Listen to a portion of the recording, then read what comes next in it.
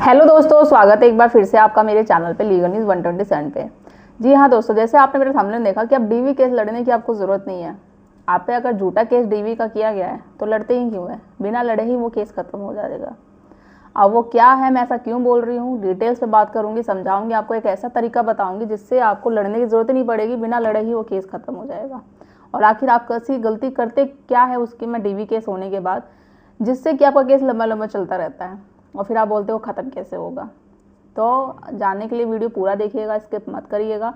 और चैनल पर नए जुड़े हैं तो चैनल को लाइक करना, शेयर करना, सब्सक्राइब करना बिल्कुल मत भूलिए। साथ ही बेल आइकन दबा दीजिए ताकि आपको टाइम टाइम से मेरे वीडियो की नोटिफिकेशन है जो सबसे पहले मिलती रहे। और आप जैसे ही लोग जो पीड़ित हैं आपके घर में, फ्रेंड सर्कल में, फैमिली में, वहाँ तक वीडियो ज़रूर फैलाएं। देखिए दोस्तों, अभी जो भी इस वक्त मेरी वीडियो देख रहा है, चाहे वो एक सास ससुर हो, माता पिता हो, या वो पति जो प्रताड़ित है पत्नी के झूठे केसेस से, जो वो वीडियो जिन पे केस चल रहा है या जिनको लगता है कि हाँ आने वाले टाइम में मेरी पत्नी मुझ पे केस कर देगी, डीवी का मतलब घरेलू हिंसा का, कि उसका बिहेवियर, जो उसका बर्ताव है मुझे लेके या मेरी फैमिली वालों के साथ वो जिस तरीके से करती है, तो वो पक्का करेगी। तो इस केस को क्यों नहीं लड़ना है, बिना लड़े कैसे ख़त्म होगा, तो यही आज का टॉपिक है, इसी पे मैं बात करूँगी। देखो होता क्या है, जब भी पत्नी आप पे केस कर रही है, घरेलू हिंसा का केस आमतौर पर यही पत्नी लगाती है कि मुझे दहेज के लिए टॉर्चर किया गया है, मुझे मारते थे, पीटते थे। अब वो पैसे की भी डिमांड करेगी। पैसे की डिमांड वो एक तो मेंटेनेंस का केस लगाएगी 125 में, या फिर जो नया हमारा कानून है 144 बीएनएस में। डीवी में भी डिमांड करती है, HM24 में भी। वो हर तरीके से कोशिश करती है हर किसी में वो पैसे की डिमांड करे, रहने के लिए किया जाता है। अब जब केस चलता रहता है, जब आप उस वक्त कुछ नहीं ढूंढते हैं कि रेमेडी क्या है, किस तरीके से बचे हम मेंटेनेंस देने से, या केस कैसे ख़त्म हो जाए। जब केस चल रहा है उसके बाद मेंटेनेंस भी लग गया, फिर आप सोचते क्या कोई ऐसा तरीका है जिससे कि मैं केस ख़त्म कर दूं, मेंटेनेंस देने से बच जाऊं। जब मेंटेनेंस केस लग ही चुका है तो फिर आप क्या रेमेडी ढूंढते हैं। रेमेडी तो आपको केस जब आपके पास नोटिस आया, जब आपको पता चला, उसी समय आपको एक्शन लेना चाहिए था। कोई जो स्टेप बाय स्टेप क्या ऐसा तरीका है, क्या ऐसा लीगल प्रोसेस है, उसी समय आपको एक्शन आप लेते, तो काश कि अभी केस आप पे चलता ही नहीं, शुरू होने से पहले ही ख़त्म हो जाता। अब वो क्या है, देखो ध्यान से सुनिएगा, समझ में नहीं आता तो दोबारा एक बार सुन लीजिएगा। देखिए होता क्या है कि जब भी आप पे डीवी का केस चलता है तो आप लोग क्या करते हैं, मोस्टली 90% लोग क्या करते हैं कि रिप्लाई फाइल कर देते हैं। यही सबसे बड़ी गलती है। रिप्लाई फाइल करके मतलब ये आप साबित कर रहे हैं कि जो आप पे एलिगेशन लगाए गए हैं, जो आप पे केस किया गया है, वो उसको आप एग्री करते हैं और वो लड़ने के लिए आप तैयार हैं। तो लड़ना ही क्यों है, जब आपको पता है वो झूठा केस है, तो झूठे केस को तो लड़ना ही ज़रूरत नहीं है। तो रिप्लाई फाइल ना करके डिस्चार्ज की एप्लीकेशन लगाएं, जिसमें पत्नी आपको और आपके घर वालों को बनाती है मुजरिम कि इन लोगों ने मेरे साथ भाई गलत किया है। तो 2 डिस्चार्ज की एप्लीकेशन करें फाइल, एक अपनी तरफ से, एक अपनी फैमिली वालों की तरफ से, कि भाई ये झूठा केस है, मुझे लड़ना ही नहीं है, मैं क्यों लड़ूँ आखिर। तो रिप्लाई फाइल मत करो, इसको डिस्पोजल किया जाए। जब आप ऐसा करेंगे तो सामने वाली पार्टी को ऑब्जेक्शन होगा, ऑब्जेक्शन फाइल करेंगे, वो सारी चीज़ें करेंगे, तो करने दो। आप टिके रहो, भाई झूठा केसेस है मैं नहीं करूँगा, मुझे डिस्चार्ज चाहिए इस पर। जिन जिन लोगों का डिस्चार्ज हो जाएगा वो देखो केस शुरू होने से पहले ही ख़त्म हो जाएगा, क्योंकि आप नहीं लड़ना चाहते। क्यों? क्योंकि ये झूठा केसेस है, इसलिए आप डिस्चार्ज की एप्लीकेशन मांग रहे हैं, करवाना चाह रहे हैं।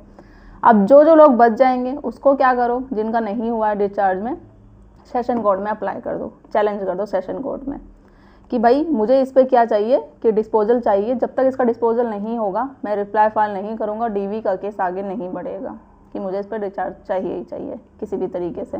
ठीक है, तो डिस्चार्ज की पिटीशन है जो फाइल कर दो, और उस साथ ही साथ स्टे भी ले लो कि जब तक मुझे डिस्पोजल नहीं मिलेगा ये डीवी का केस है जो आगे नहीं बढ़ेगा। तो इससे ही आपको फ़ायदा हुआ।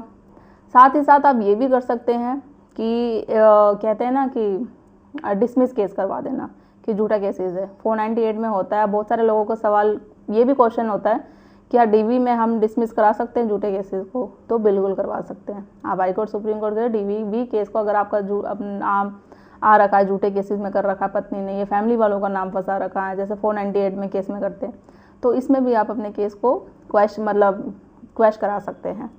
तो 490 की तरह डीवी केस में भी अपने नाम और अपनी फैमिली वालों के नाम आप क्वैश करा सकते हो। और सबसे बढ़िया ऑप्शन है, आप रिप्लाई फाइल आपको करना ही नहीं है, डीवी का केस शुरू ही नहीं होने देना है, क्योंकि वो झूठा केस है। रिप्लाई फाइल करके आप कोर्ट में यही साबित करोगे कि आप केस लड़ने के लिए तैयार है, फाइट करने के लिए तैयार है। तो वो मतलब केस आप पे जो किया गया है वो सही केसेस है, इसलिए आप फाइट कर रहे हो। तो फाइट क्यों करना है जब आपने वो जुर्म ही नहीं किया है, तो आप डिस्चार्ज की एप्लीकेशन लगाओ अपने अपनी फैमिली वालों की तरफ से। इसमें आप डिमांड करो कि जब तक मुझे मेरा डिस्पोजल नहीं होगा, नहीं मिलेगा, मैं आगे, और स्टे भी लो साथ में, ये डीवी का केस नहीं होने दूंगा क्योंकि ये झूठा केसेस है। सिंपल सी बात है। तो आपको जो पत्नी थकाती है, आपको जो डीमोटिवेट करती है, वो आपका मोरल डाउन करनी है। ऐसे करते करते क्या होगा, आपको रेमेडी क्या मिलेगी? सामने वाली पार्टी ऑब्जेक्शन करेगी, फिर से वो दोबारा वकालतनामा करेगी, एक नई पिटीशन, वो दोबारा सबसे, तो ऐसे करते करते 2-3 साल लग जाएंगे। तो 2-3 साल मिले, 2-3 साल वही केस चलते चलते हो जाएगा, कोई अभी रिजल्ट नहीं आएगा।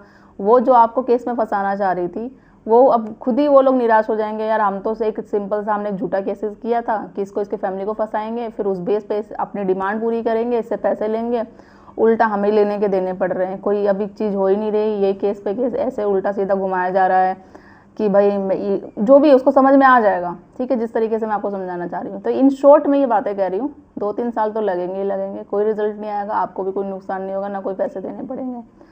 तो वो खुद ही लास्ट में जाके थक जाएगी, फिर वही है कि अपना केस खुद वापस लेगी, या जो आप कहोगे आपके कहे अनुसार सेटलमेंट करने को, समझौता करने को है जो, वो रेडी हो जाएगी जैसा आप चाहोगे। या साथ में रहना होगा तो रहेगी, नहीं रहना तो आप जो है डिवोर्स के लिए भी रेडी होगी। और जो आपको मेंटेनेंस देना है, एलिमनी नहीं देनी, 0 अमाउंट मेंटेनेंस पे, 0 अमाउंट एलिमनी पे भी वो रेडी हो जाएगी। तो अपने बिछाए हुए जाल पे वो खुद ही बुरी तरीके से फंस जाएगी, लास्ट में जाके वो खुद ही हार जाएगी। तो डीवी केस शुरू होने से पहले ही ख़त्म हो जाएगा, और वो जो चाह रही थी, जो जाल बिछा रही थी, वो खुद ही उसी में फंस जाएगी। तो देखना आपके हाथ पैर कैसे आके जोड़ेगी। तो ये एक तरीका है, डीवी केस लड़ने की कोई ज़रूरत नहीं है। जैसे वो खेलती है ना आपके साथ, गेम प्लान करती है, खेलती है आप लोगों के साथ, तो उस तरीके से आप भी खेलना सीखो। रिप्लाई फाइल मत करो किसी भी का भी तुरंत करके आप। तो ये चीज़ें हैं। और एक चीज़ और बोलूँगी, जो मेरी वीडियो होती है, देखो मैं किसी की वकालत नहीं करती। कुछ लेडीज़ें होती हैं जो नेगेटिव कमेंट करती है, मैं पति के पुरुषों में फेवर बनाती हूँ वीडियो।